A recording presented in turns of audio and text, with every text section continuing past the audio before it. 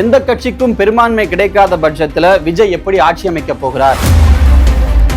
திமுக கூட்டணியில் இருக்கக்கூடிய காங்கிரஸ் அந்த கூட்டணியை விட்டு வெளியேறி தாவேகா விஜய்க்கு ஆதரவு கொடுப்பாங்களா? விஜயால இந்த 118 அப்படின்ற மேஜிக் நம்பரை எப்படியாவது கன்வின்ஸ் பண்ணி கொண்டு வந்து சிஎம் ஆக முடியுமா? ஆட்சி அமைப்பதற்காகவே தான் யாரை விமர்சித்தோமோ அவங்கள Vijay சேருவாரா?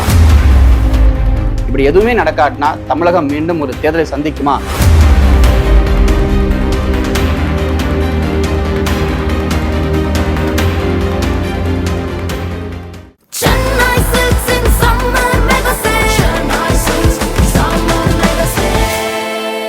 The Chennai Silks in Mega Summer Sale. குளு குளுன்னு காத்து வீசுது.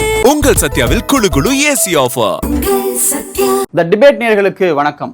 தமிழ்நாட்டில் நடந்து முடிந்த சட்டமன்ற தேர்தலில் இப்போது வரைக்கும் எந்த ஒரு கட்சிக்கும் தனி பெரும்பான்மை அப்படின்றது கிடைக்கல. ஆனால் தாவேகா ஒரு தனிப்பெரும் கட்சியாக ஒரு சிங்கிள் லார்ஜஸ்ட் பார்ட்டியாக வந்திருக்காங்க. அப்போ இந்த மாதிரி ஒரு சூழல்ல தாவேகா ஆட்சி அமைப்பதற்கு என்ன செய்ய வேண்டும்? ஏன்னா அவங்க கிட்ட ஹாஃப்வே மார்க்குன்னு சொல்லக்கூடிய அந்த 118 இடங்கள் அப்படின்றது இல்லை. ஸோ அப்போ 118 இடங்கள் இல்லாத தாவேகாவுக்கு ஆட்சி அமைப்பதற்கு எந்த மாதிரியான பாசிபிலிட்டி இருக்கு, அவங்க எப்படி ஆட்சி அமைப்பதற்கான எண்களை சேர்ப்பாங்க அப்படின்றத நம்ம இந்த வீடியோவில் பார்க்கலாம். ஸோ இப்போ வரைக்கும் வந்திருக்கக்கூடிய முடிவுகள் அடிப்படையில் பார்க்கும் பொழுது தாவேகாவுடைய நம்பர்ஸ் அப்படின்றது ஒரு 106 இருந்து 108 கடையில் ஒரு ஆசிலேஷன்ல இருக்கு. நம்ம அதை 108 அப்படின்னு கூட வச்சுக்கலாம். அதிகபட்சமாக தாவேகாவுக்கு 108 இடங்கள் கிடைக்குது அப்படின்னு கூட நம்ம வச்சுக்கலாம். அதே நேரத்தில் திமுகவை பொறுத்த வரைக்கும் அவர்களுக்கான நம்பர்ஸ் அப்படின்றது 73 அல்லது 74 இருக்கு. அதிமுகவை பொறுத்த வரைக்கும் அவங்க நம்பர்ஸ்ன்றது 53 இருந்து 54 அப்படின்றதாக இருக்கு.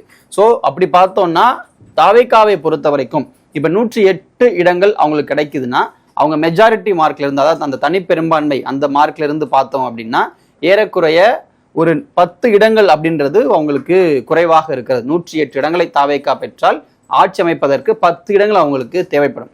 இப்போ என்னென்ன வாய்ப்புகள் தாவேகா முன் இருக்கு அப்படின்றத நம்ம ஃபர்ஸ்ட் பார்க்கலாம். தாவேகாவை பொறுத்த வரைக்கும் அவங்க எய்தர் திமுக கூடவோ இல்ல அதிமுக கூடவோ கூட்டணி வைக்கலாம். இவங்க 2 பேர்ல யாரோ ஒருத்தர் தாவேகாவுக்கு ஆதரவு தரலாம். அப்படி தரும் பொழுது தாவேகாவால் ஆட்சி அமைக்க முடியும். ஆனா திமுகவை எதிரி அப்படின்னு சொல்லி விஜய் சொல்றதுனால திமுக அவர்களுக்கு ஆதரவு தருவதற்கு வாய்ப்பு இல்லை. அதை தாவேகாவும் கேட்க வாய்ப்பில்லை. அப்ப என்ன பண்ணலாம்னா அதிமுக கேட்கலாம். அதிமுக வெளியிலிருந்து தாவேகாவுக்கு ஆதரவு தரக்கூடிய ஒரு சூழல் உருவாகலாம். அப்படி உருவானால் தாவேகாவுடைய ஆட்சின்றது அமையும். ஆனா அதுவுமே பார்த்தோம் அப்படின்னா ஓரளவுக்கு சரியான வாய்ப்பாக தாவேகா கருதாம தான் இருக்கணும். அப்ப அந்த ஃபர்ஸ்ட் வாய்ப்பை நிராகரிக்கிறோம் அப்படின்னா செகண்ட் என்ன வாய்ப்பு இருக்கு அப்படின்னு பார்க்கலாம். இரண்டாவது வாய்ப்பை பொறுத்த வரைக்கும் இங்க அதிமுக இல்ல திமுகவுடைய கூட்டணிகள்ல சில கட்சிகள் நம்பர்ஸா வாங்கியிருக்காங்க. இப்ப திமுக கூட்டணி எடுத்துக்கிட்டோம் அப்படின்னா காங்கிரஸ் கட்சி ஒரு 5 இருந்து 6 அப்படின்ற 5 அல்லது 6 என்ற இடங்கள்ல இருக்காங்க. 5ன்னு நம்ம வச்சுக்கலாம். அதே மாதிரி கம்யூனிஸ்ட் கட்சிகள் மார்க்சிஸ்ட் கம்யூனிஸ்ட் 2 இடங்கள்லையும் இந்திய கம்யூனிஸ்ட் 2 இடங்களையும் வின் பண்ணியிருக்காங்க. ரெண்டும் சேர்த்து 4 இடங்கள் வருது. விசிகா 1 அல்லது 2 அப்படின்ற ஒரு நம்பர்ஸ்ல இருக்காங்க. ஒரு இடம்னே நம்ம வச்சுக்கலாம். அதே போல மதிமுக 2, ஐயுஎம்எல் 2, தேமுதிக 1 அப்படின்னு இருக்காங்க. அப்போ விஜயை பொறுத்த வரைக்கும் அவர் 108 இடங்கள்னா இன்னும் அவருக்கு தேவையானது 10 இடங்கள். இதுல காங்கிரஸ் கட்சியினுடைய 5 இடங்கள் பிளஸ் கம்யூனிஸ்ட் கட்சியினுடைய 4 இடங்கள் பிளஸ் அப்போ 9 இடங்கள் வந்துடும். இன்னும் ஒரு இடம்ன்றது விசிகா இருந்து கிடைச்சிச்சு அப்படின்னா 10 இடங்கள்ன்றது விஜய்க்கு கிடைக்கும். அப்போ காங்கிரஸ், விசிகா, கம்யூனிஸ்ட் 2 கட்சிகளுடைய எண்களையும் சேர்த்து 118 ஒரு ஆட்சி அமையக்கூடிய சூழல் உருவாகும். ஆனா இவங்க இந்த 3 கட்சிகளையும் 4 கட்சிகளையும் அவர் கன்வின்ஸ் பண்ண வேண்டிய கட்டாயம் இருக்கும். ஆனா இந்த ஒரு ஆப்ஷன் ஏன் பாசிபிள் அப்படின்னு பார்த்தோம்னா காங்கிரஸுக்கும் விஜய்க்கும் இடையில ஒரு நல்ல நட்புறவுன்றது இருக்கு. ராகுல் காந்தி கூட விஜய்க்கு உடனடியாக வாழ்த்து தெரிவிச்சிருக்காரு. ஸோ அப்படிப்பட்ட சூழல்ல காங்கிரஸ் இந்த அலையன்ஸ்குள்ள போறதுக்கு, ஒரு போஸ்ட் போல் அலையன்ஸ்குள்ள போறதுக்கு வாய்ப்பு இருக்கிறது. அப்புறம் மதச்சார்பற்ற ஒரு கட்சியாக விஜயை பார்ப்பதனால கம்யூனிஸ்டுகளும் தங்களுடைய ஆதரவை கொடுப்பதற்கு வாய்ப்பு இருக்கிறது. விசிகாவும் கொடுக்கலாம். ஸோ அப்படிப்பட்ட பட்சத்துல சில கண்டிஷன்ஸோட ஒரு அலையன்ஸை, போஸ்ட் போல் அலையன்ஸை ஃபார்ம் பண்ணலாம். பிளஸ் விஜய் இன்னொரு விஷயத்தையும் வச்சிருக்காரு. அதாவது தன்னுடைய கூட்டணிக்கு யாரெல்லாம் வர்றாங்களோ அவங்களுக்கு அதிகாரத்தில் பங்கு இல்ல ஆட்சியில் பங்கு அப்படின்ற ஒரு விஷயத்தை விஜய் ஃப்ளோட் பண்ணும்போது இவங்க கண்டிப்பாக அந்த இடத்துக்கு மூவ் பண்றதுக்கு வாய்ப்புகள் இருக்கிறது. ஏன்னா காங்கிரஸ் கட்சியை பொறுத்த வரைக்கும் அவங்க அப்படி நடப்பாங்க, இல்ல விஜய் கூட கண்டிப்பா கூட்டணி போக வாய்ப்புகள் இருக்கு அப்படின்றது ஆல்ரெடி சமூக வலைத்தளங்கள்ல பேசப்பட்டு கொண்டிருக்கக்கூடிய ஒரு விஷயமாக இருக்கிறது. ஸோ அப்ப விஜயை பொறுத்த வரைக்கும் நம்ம பார்த்தோம் அப்படின்னா அவருடைய நம்பர்ஸ் மொத்தமா இப்ப இங்க வந்து நம்ம 108ன்னு வச்சுக்கிட்டோம் அப்படின்னா காங்கிரஸ் ஒரு 5, கம்யூனிஸ்டுகள் ஒரு 4, விசிகா ஒரு 1 அல்லது 2, இப்படி இவங்கெல்லாம் சேரும் பொழுது இந்த நம்பர்ஸை ஈஸியா அவங்களால அச்சீவ் பண்ண முடியும். ஸோ அந்த ஒரு ஆப்ஷனும் அவங்களுக்கு இருக்கு. அப்படி இல்லைன்னா காங்கிரஸுக்கு பதிலாக ஒருவேளை காங்கிரஸ் வந்து எங்களுக்கு திமுக அலையன்ஸ் தான் வேணும் அப்படின்ற ஒரு முடிவுக்கு வராங்கன்னு வச்சுக்கோமே, அப்ப பாமகவிடமிருந்து சில இடங்களை கூட வாங்குவதற்கான முயற்சிகள் நடக்கலாம். ஆனா பாமக வரும்பொழுது விசிகா அந்த கூட்டணியில் இணையுமா அப்படின்ற ஒரு கொஸ்டின் இருக்கு.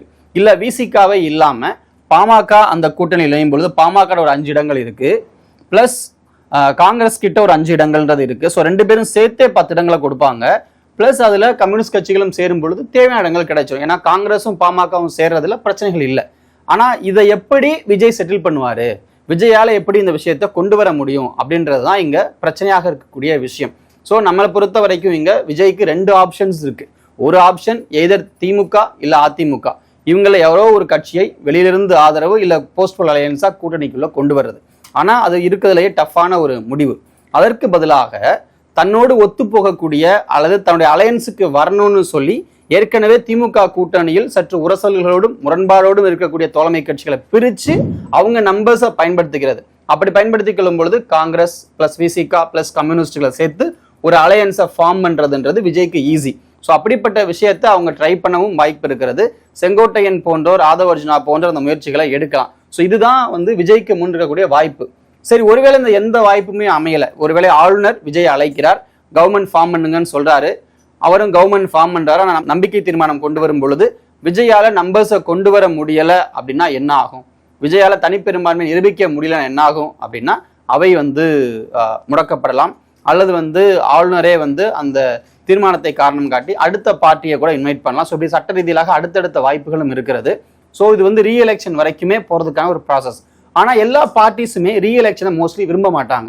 ஏன்னா இப்பதான் ஒரு எலெக்ஷனுக்கு நிறைய உழைப்பை கொட்டி பணத்தை கொட்டி வேலை பார்த்திருக்காங்க அப்படின்றப்போ ரீஎலெக்ஷனுக்கு பதிலாக ஸ்மார்ட்டா ஒரு போஸ்ட்போல் அலையன்ஸை உண்டு பண்றது தான் பார்ட்டிஸ் வந்து நினைக்கிற விஷயமாக இருக்கும். ஃபார் எக்ஸாம்பிள் நம்ம பார்த்தோம்னா திமுக கூட ஒரு முறை 96 இடங்களை வெற்றி பெற்ற பொழுது அவங்க வெளியிலிருந்து ஆதரவு வச்சுக்கிட்டு ஒரு அரசை அமைச்சாங்க. பாமக ஆதரவு கொடுத்திருந்தது. ஜெயலலிதா கூட அதை வந்து மைனாரிட்டி திமுக அரசு அப்படின்னு சொல்லி மிக காட்டமாக விமர்சிச்சிருந்தாங்க. இப்படிப்பட்ட ஒரு சினாரியோ தான் இப்போதைக்கு விஜய்க்கும் இருக்கு. ஸோ இப்போ வெளியிலிருந்து ஆதரவு அல்லது சில கட்சிகளை தங்களுக்குள்ள அதிகாரத்தில் பங்கு, ஆட்சியில் பங்குன்ற ஒரு விஷயத்தை ஃப்ளோட் பண்ணி உள்ள கொண்டு வர்றது அப்படின்னு சில விஷயங்களை பண்ணி அதன் மூலமாக இதை சாதிக்க முடியும். எப்படி இருந்தாலும் இந்த ப்ராசஸுக்கு இன்னும் ஒரு 2 அல்லது 3 நாட்களாவது கண்டிப்பாக எடுக்கும். ஒவ்வொரு கட்சியா கன்வின்ஸ் பண்ணி அவங்களுக்கு என்ன தேவைன்றதை பார்த்து அதை கொண்டு வருவதற்கான விஷயங்கள் இருக்கு. இதுக்கிடையில திமுக இதை எப்படி அணுக போகுது, தங்களோட அலையன்ஸ் பார்ட்னர்ஸ் அவங்க விடுவாங்களா அப்படின்றதும் கேள்வி. அதிமுக பிஜேபியை வந்து விட்டுட்டு தனியா ஆதரவு கொடுப்பாங்களா அப்படின்றதும் கேள்வி. ஏன்னா திமுகவை அரசியல் எதிரியாகவும் பாஜகவை கொள்கை எதிரியாகவும் வச்சிருக்கக்கூடிய விஜய் அந்த அலையன்ஸ்ல இருந்து எப்படி ஆட்களை கொண்டு வர போறார் அப்படின்றதை நம்ம பார்க்கணும். ஸோ அதுதான் விஜய்க்கு முன்னாடி இருக்கக்கூடிய சவால். பதவிக்காக விஜயோடு யாரும் போவாங்களா அப்படின்றது கேள்வி. ஆட்சி அமைப்பதற்காகவே தான் யாரை விமர்சித்தோமோ அவங்களோட விஜய் சேருவாரா அப்படின்றதும் கேள்வி. இப்படி எதுவுமே நடக்காட்டினா தமிழகம் மீண்டும் ஒரு தேர்தலை சந்திக்குமா அப்படின்றதும் கேள்வி. ஸோ இந்த மாதிரி பல கேள்விகள் இந்த ஹங் அசம்பிளியால நடந்திருக்கிறது. விஜய்க்கு பெருவாரியான இடங்கள் கிடைத்த போதிலும் தனிப்பெரும்பான்மை கிடைக்காததால் இந்த ஒரு சிச்சுவேஷனுக்கு இப்போ நம்ம வந்து தள்ளப்பட்டிருக்கோம்.